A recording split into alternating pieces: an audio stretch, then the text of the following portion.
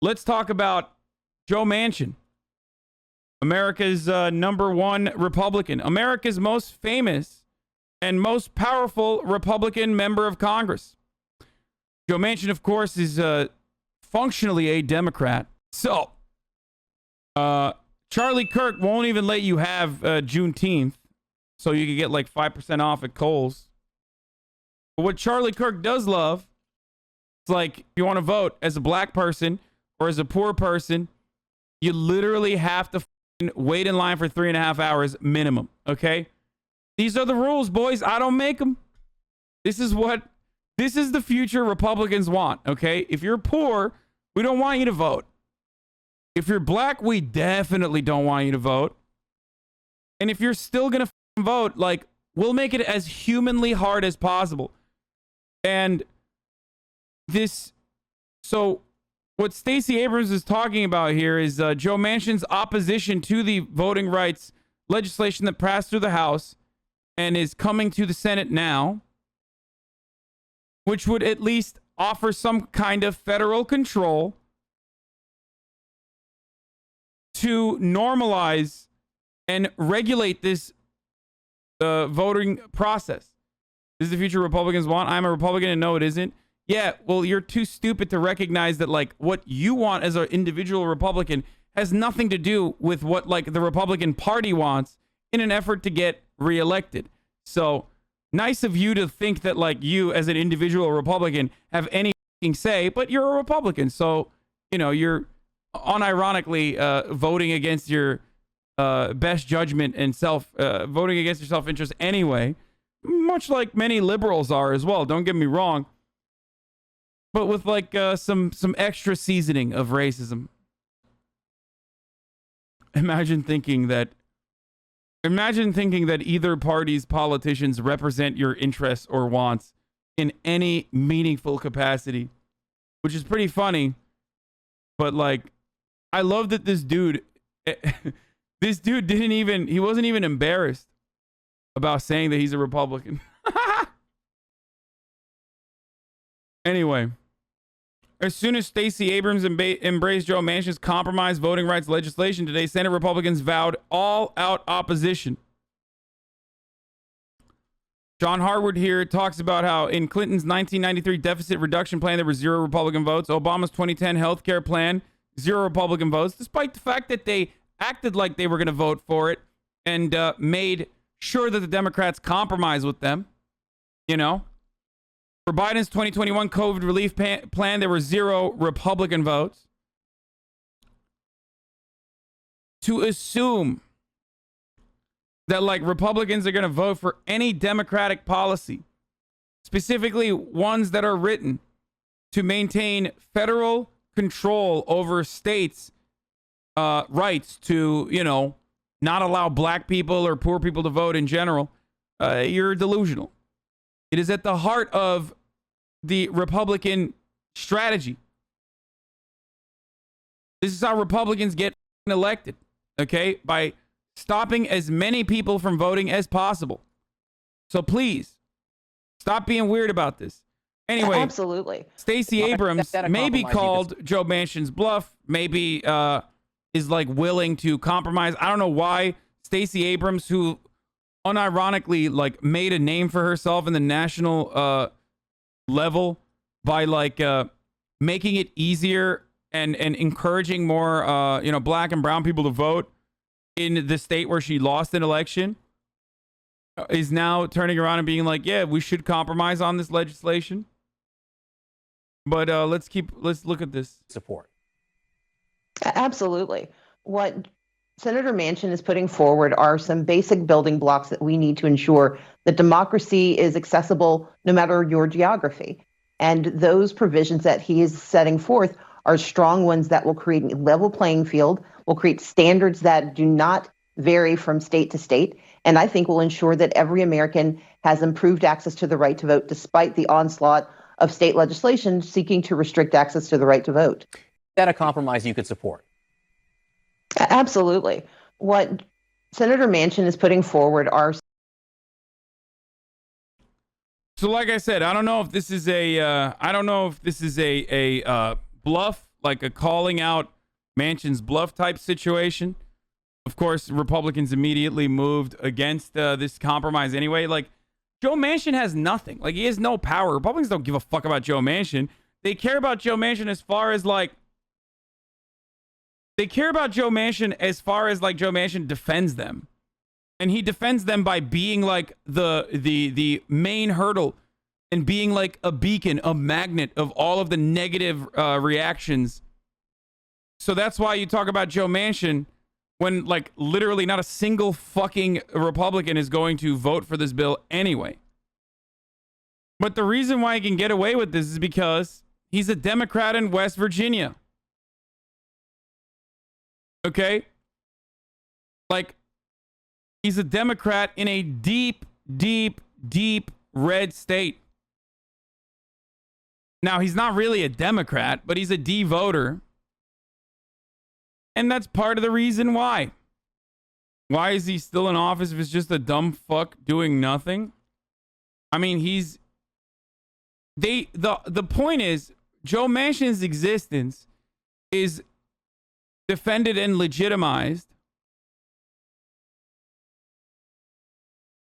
because Democrats say he's there for the right votes. He's an additional Democratic voter for all of the important votes. Well, he hasn't really been showing up for a lot of these important votes, so I don't know. He's a Dem in a very hard red state, yes. Ladies and gentlemen, West Virginia is 35.4 in the red, okay? This is not like there is no... It doesn't happen. What Joe Manchin does not... Like, what Joe Manchin is doing is not an easy thing to be a Democrat in a fucking hardcore red state, okay? Having said that, though, you know, if he's not going to... he's not going to do shit, then who gives a fuck? Yeah, he allows for Dem-appointed judges to be brought to the floor. Exactly. I say we focus our efforts on, you know, widening that fucking tight margin that we have in the Senate. Well, not even really a margin. It's just like one extra vote from Kamala Harris as best as we can. Stop calling West Virginia a dog shit state. They've just been fooled by social disagreements. Dude, West Virginia sucks, dude. I'm sorry. It's so bad. It's literally a fucking developing nation. And constantly and consistently voting against their self-interest. Now, the real reasons for why West Virginia is the way it is because of, like, how much... like, West Virginia is basically what's happening in West Philadelphia. It's basically what's happening in Ohio. But it already happened in West Virginia with the evisceration of coal mining, okay? Unions are done. Unions go away. There's no party apparatus that like churns out Democratic voters. Republicans come in with like reactionary garbage and literally say, hey, if you're Mountain Mama, take me home. Like, I will never forget that one of these fucking European NGOs that unironically like hella drops medical aid to African nations came to West Virginia in a similar capacity to help out the people there. And these hogs are still like, I love Donald Trump. I don't care. West Virginia was once the start of lefty causes like unionizing. Now we're bootlickers. Yeah. Cucks. UN Senate investigator has said the Appalachian states was as impoverished as some developing nations. Yeah. 100%. I wonder why. I'm from West Virginia. It's not as bad as HasanAbi says, but he's not very far off. I mean, there are still wealthier parts of West Virginia, but overall, it's dog shit. It's terrible. And by the way, it's white people too. So that's the other part of it. Like, because if you go to the South, you see areas that are in a dire need of help, right? Those areas oftentimes in the South aren't rural areas predominantly occupied by white people, even though there are plenty of very poor white neighborhoods, but it's mostly black and brown neighborhoods that are impoverished like that, right? West Virginia is a great example of how much the Republican Party treats poor white people like they're black people. Okay? Like the disdain that that Republicans have for poor people, is even poor whites, is perfectly demonstrated in a state like West Virginia. They don't give a fuck. Maybe not to the same degree as black people, let's be real. But, you know, they just don't give a fuck. Typical Hasan shit take Abi trying to paint white people as evil? What? The average fucking, the average mind of a reactionary fucking voter, dude. I'm literally talking about helping poor white people in West Virginia, and you are unironically like, oh, you must hate whites, and saying that, like, white people are evil. Anyway, I used to go to West Virginia to help repair houses. A lot of houses in poor areas in Appalachia didn't even have running water or electricity.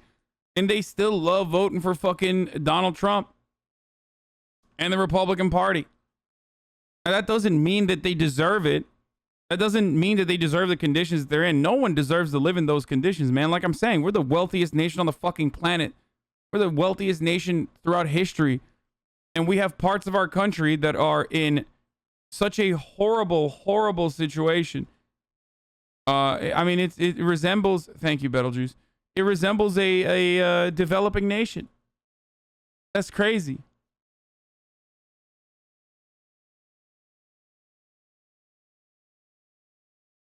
You're missing the point. We know they treat us like shit, but the Dems don't give a shit either. Hence why most don't vote. And if they do, Dems still won't do anything either.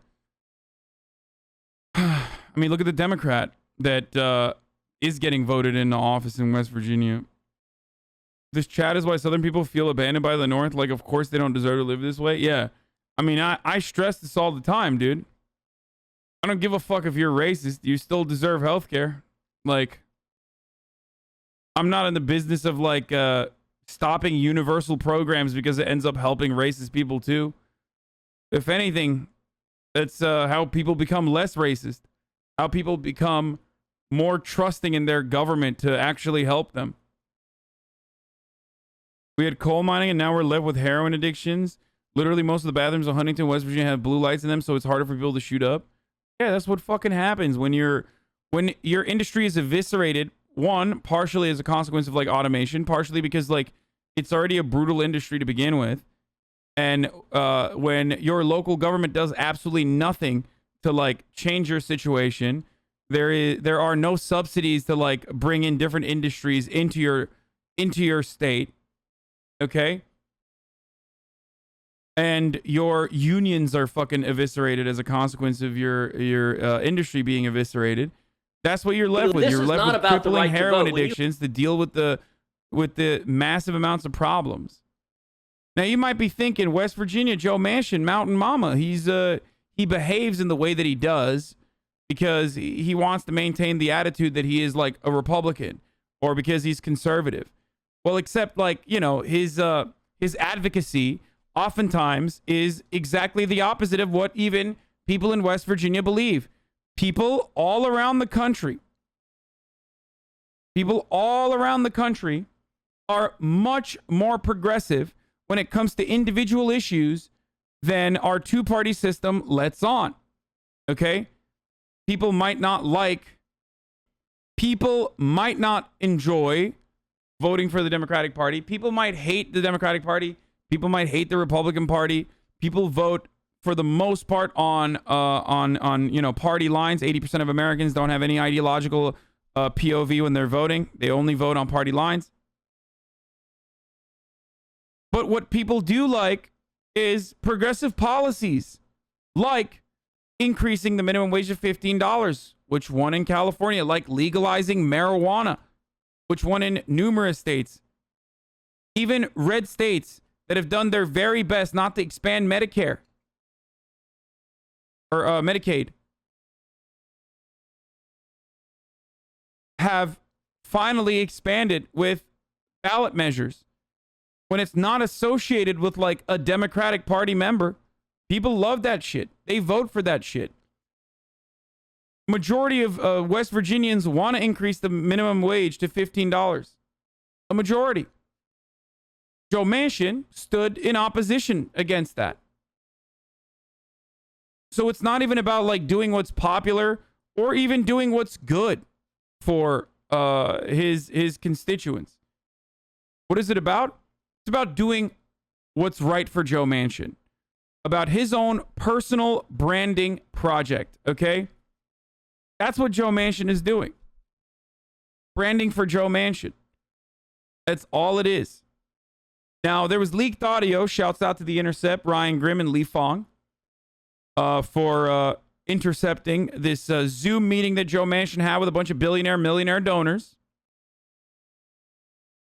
where he was talking about the necessity for moderates to win and how much these millionaire donors are great because like they give these guys like Joe Manchin an outsized influence because they have the backing of these billionaire and millionaires, and that helps people, that helps other legislators like defend them. Anyway, so let's hear what AOC had to say about Joe Manchin's audio leaking. Now, Joe Manchin also stated that he was not actually directly trying to raise campaign funds, because that would be a clear violation of the law if it's not appropriately stated. In that meeting that he was having, in that Zoom call, he was just simply educating people on lobbying and the influence that wealthy people have over American politics. There was audio leaked yesterday on The Intercept about the senator's conversations with big donors and saying, hey, cut me a break on the commission and all. We should be negotiating with each other as colleagues, not with billionaires and donors, period. Our policies should be with other public servants and our colleagues. Yeah. He was going to vote for tax breaks for the rich under Trump until McConnell said fuck off. Yeah. That was an incredible revelation. I'm not going to show you the audio because it's like dog shit. It's garbage. It's not going to work. You're not going to hear it.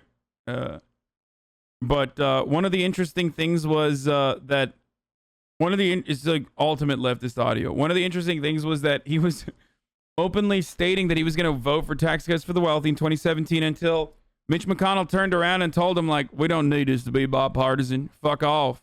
Last day. And he was bummed out. Anyway, here, let's watch the rest of what Stacey Abrams had to say about Joe Manchin. What could you support? He has now laid it out. Some of those proposals would be significant changes in requirements from state to state. Is that a compromise you could support? Absolutely. What Senator Manchin is putting forward are some basic building blocks that we need to ensure that democracy is accessible no matter your geography. And those provisions that he is setting forth are strong ones that will create a level playing field, will create standards that do not vary from state to state, and I think will ensure that every American has improved access to the right to vote despite the onslaught of state legislation seeking to restrict access to the right to vote. You could accept this compromise, what Joe Manchin laid out, even if voter ID was part of it.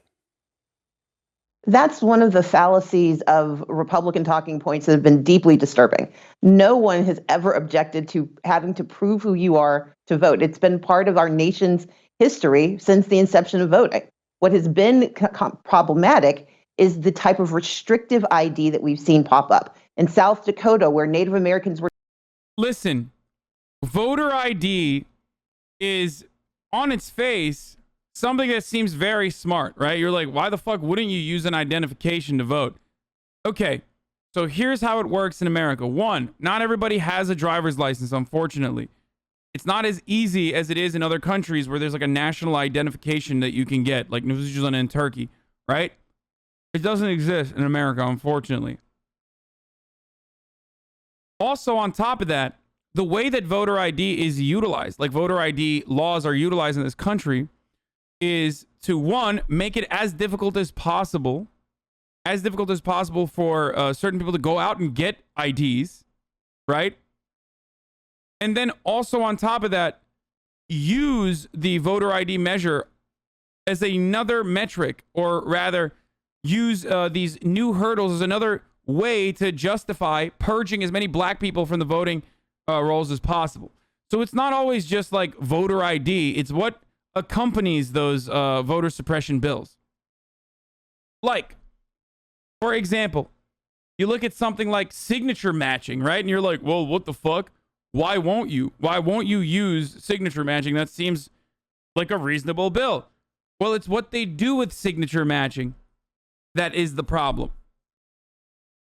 They'll be like, all right, we're gonna enforce signature matching, which is already like a fucking unproven, untested science. They will go into black and brown neighborhoods or poor neighborhoods and be like, well, we got to look at the signature matches here.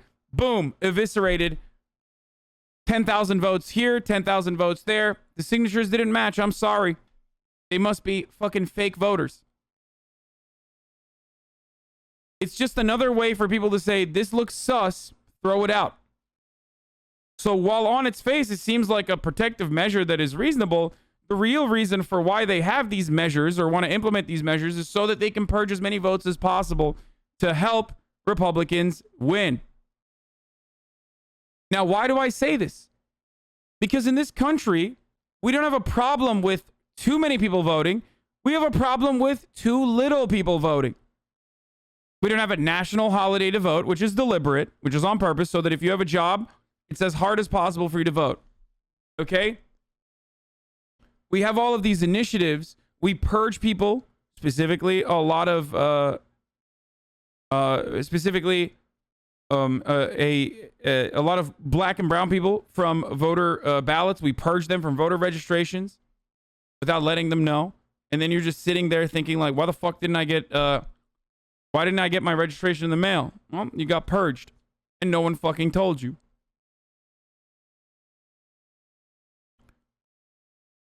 These are all deliberate ways to stop poor people from going out to vote. And it is incredibly undemocratic. Okay? That's why Democrats push back against these initiatives and fail to do so, so it doesn't really matter. But it's at the heart of the Republican strategy of eliminating certain people from the right to vote, robbing people's right to vote as best as they can at the systemic level. Okay? And the justifications for it are ridiculous. It is built upon a foundation of falsehoods. Those falsehoods are that the elections are routinely stolen by undocumented immigrants, by people who shouldn't be voting, by people who vote twice, by people who are, voting in a fraudulent manner. These are the common Republican narratives that you hear all the time as it pertains to voting. Right? Except there is no evidence whatsoever.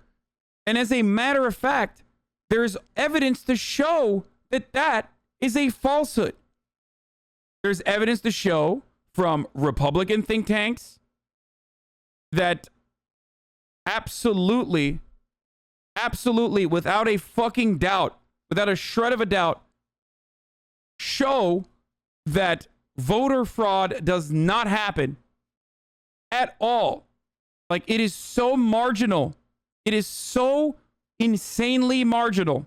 And this is not just Democratic think tanks. I'm talking about the fucking American Enterprise Institute, Heritage Foundation.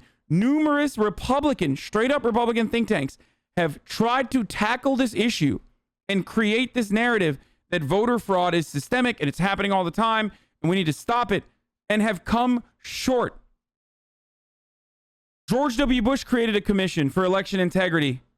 That commission found no evidence of voter fraud that is beyond just like marginal voter fraud. It's like one vote, one guy here, two guys there. Donald Trump created an election integrity committee, which he quietly closed down 1 year later. Why didn't you hear about that? Dude, you're making a lot of claims. Just asking for sources is all. Dude, Google is your friend. I've covered this story a million fucking times. If you want to go back and look at my YouTube, you can. Here, I mean, this is the most comprehensive Republican fucking study ever conducted on voter fraud. Over the course of more than 1 billion ballots casted, the Heritage Foundation, which is a right-wing think tank, found 1,328 proven instances of voter fraud. over billions of votes that were casted over the course of 30 fucking years. That's a Heritage Foundation think tank. That's a Republican. That's as Republican as it gets. So this is the best evidence they have for voter fraud?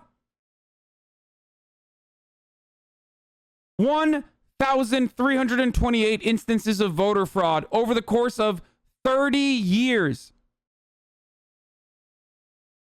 So even their proof, even what they consider to be proof, is proof that it's marginal and insignificant because it doesn't fucking happen.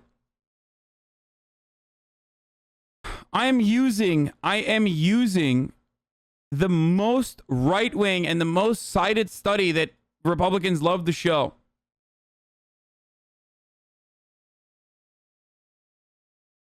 Also, the irony here is that a big chunk of the fraudulent voters, you would be shocked to maybe find out, are Republicans. So that's the other part of the equation that's also hilarious. Almost all of the high-profile instances of voter fraud happen with Republicans. Like that guy whose wife died and then he fucking voted for her with an absentee ballot. But there has never been like organized voter fraud, and it would have to be organized voter fraud to sway the outcome of an election.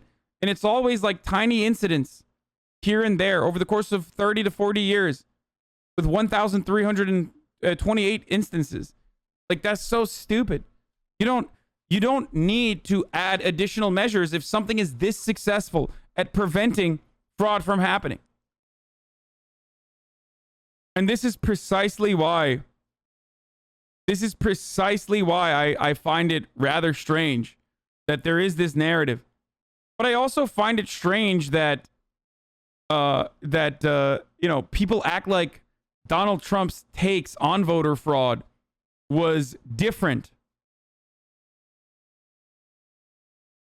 than the rest of the Republican Party. Now, if you don't understand where I'm coming from, this is the Heritage Foundation. So they wrote this, they put together the study to act like voter fraud was a big problem.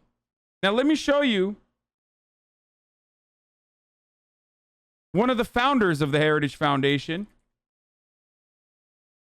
The real problem in our voting process has always been about voter suppression, not voter fraud. Anyway, here, this is Paul Weyrich. He's the founding father of the conservative movement, the modern conservative movement. Here he is addressing a gathering held in Dallas. This guy also went on to, again, be responsible for the Heritage Foundation. Let's hear what he had to say. Now, many of our Christians have what I call the goo-goo syndrome. Good government. They want everybody to vote. I don't want everybody to vote. Elections are not won by a majority of people. They never have been from the beginning of our country, and they are not now. As a matter of fact, our leverage in the elections, quite candidly, goes up as the voting populace goes down. He just straight up said it, dude. He founded the Heritage Foundation, and they're still trying. And you're a fucking idiot for believing in this shit. Hook, line, and sinker. There it is. Trump said the exact same shit, too. Doesn't matter. Doesn't fucking matter to most Republicans, though. So there it is.